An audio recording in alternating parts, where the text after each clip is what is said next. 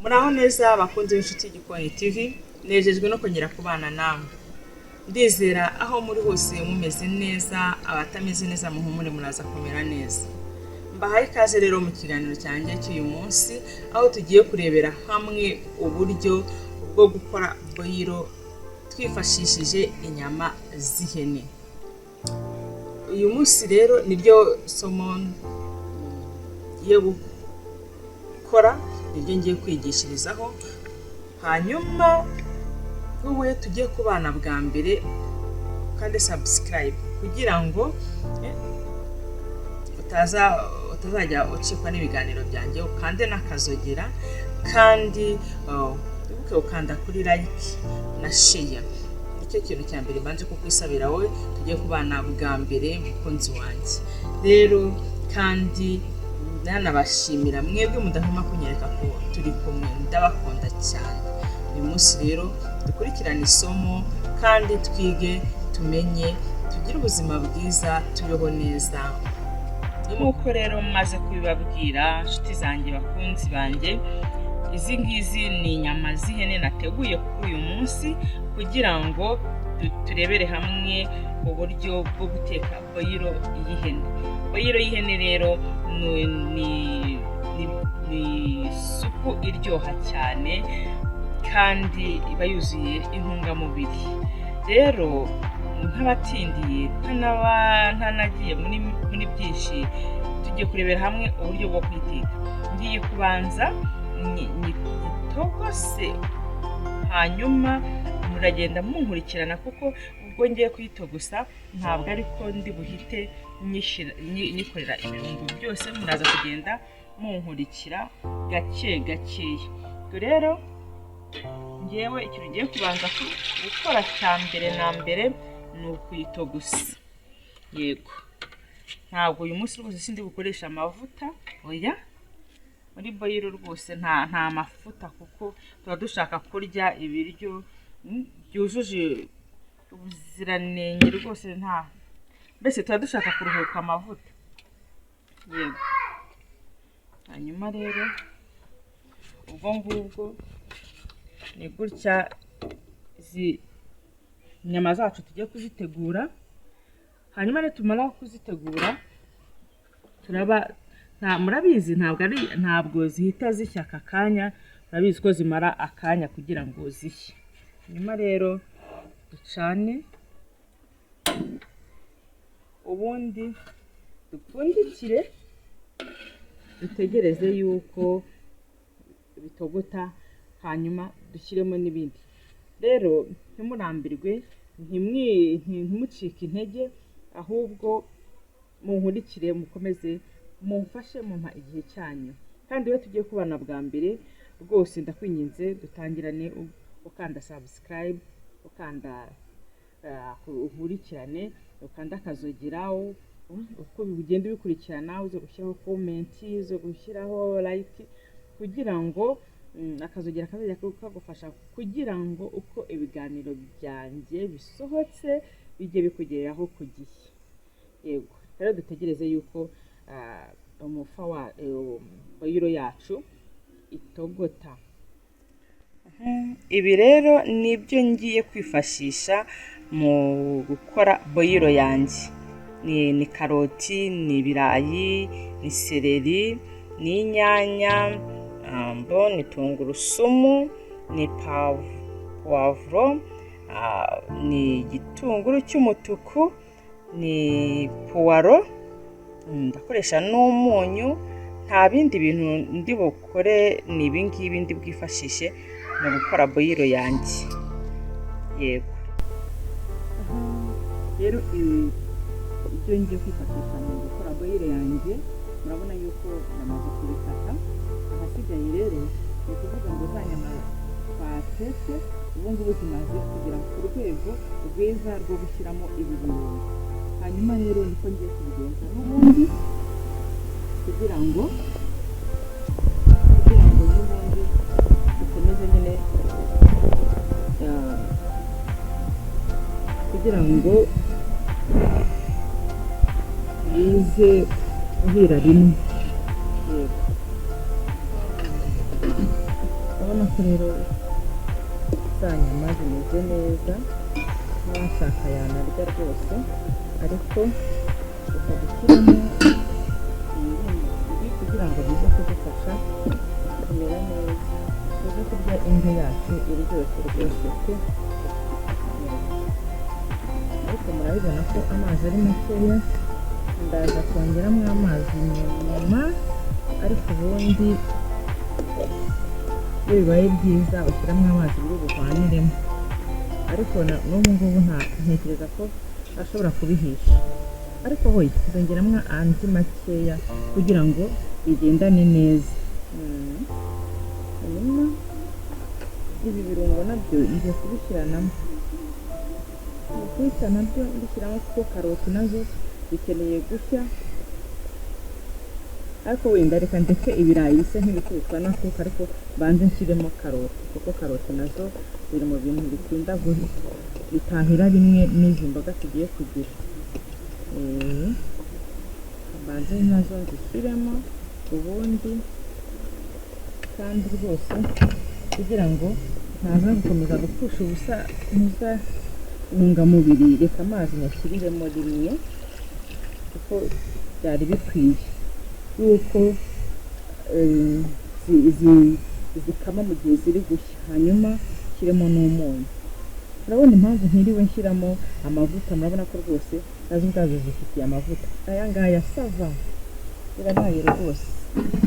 Yego, hanyuma rero ndetse nabyo bikubitwe n'umwuka kugira ngo tubone uko dushyiramo ziriya mboga zacu, byibuze ibirayi nabyo hari aho ugenda kugera. Sawa, dukomeze rero no gutegura ibirungo.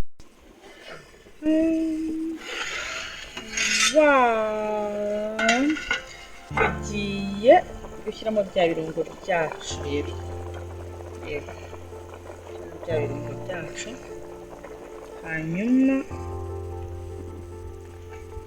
yihanira inkoyoyo, yashyizemo na tungurusumu ntarakata, umutetse araha rwose. Okay, twagiye.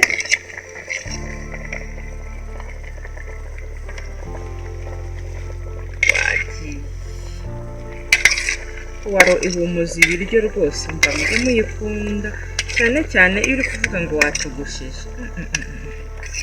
Puwaro iba imeze neza cyane mu byo kurya byawe. Iyo watogosheje ibyo kurya ufite puwaro, nkamubwiza ukuri rwose pe, ntabwo umenya ko watogosheje, uba wumva ari ibintu biryoshye cyane rwose.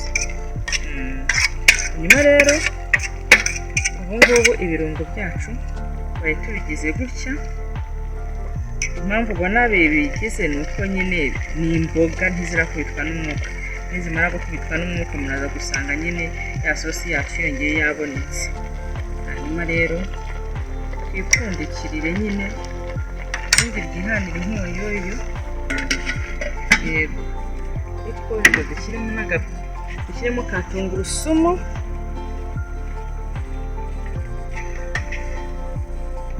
ubundi ryihanire inkoyoyo pe.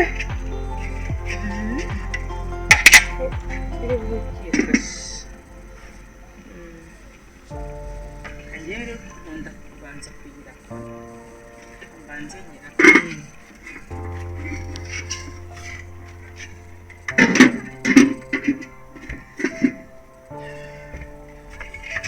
Buri muntu agira ibintu akunda, wowe ushobora kuba yenda ukunda kuyisekura nta kibazo, ushobora kuba ukunda kuyikatagurira hano kuri aka kantu ko gukatiraho, nta kibazo. Icy'ingenzi ni uko ukora ibyo ushaka rwose, nta kibazo. Yego, nkaba ndangije kuyiraka, nayo ngiye kuyishyiramo, ubundi hano yandi dutegereze kurya pe. Bene iyi supu iba iryoshye cyane rwose.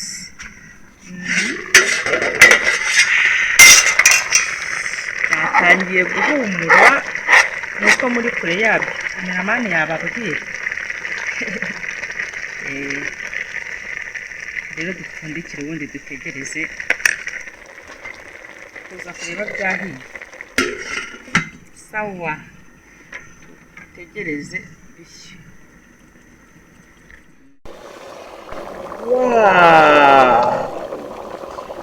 Aha, bayiro yacu rero yabonetse. Ahasigaye tugiye kurya. Dore byabonetse. Okay. Hanyuma rero tugahita twarura.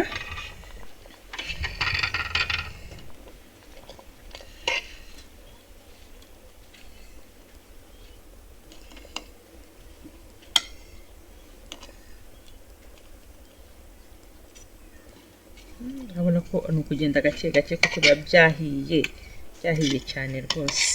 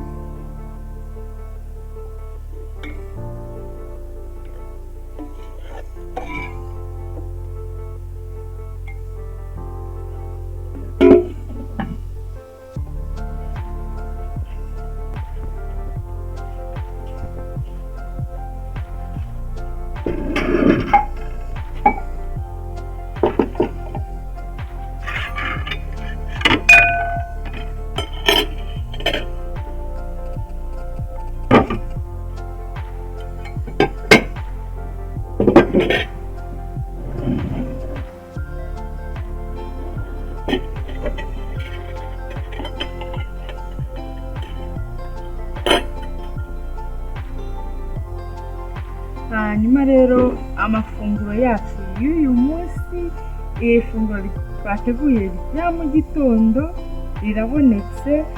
Ni karibu ku meza maze turyoherwe.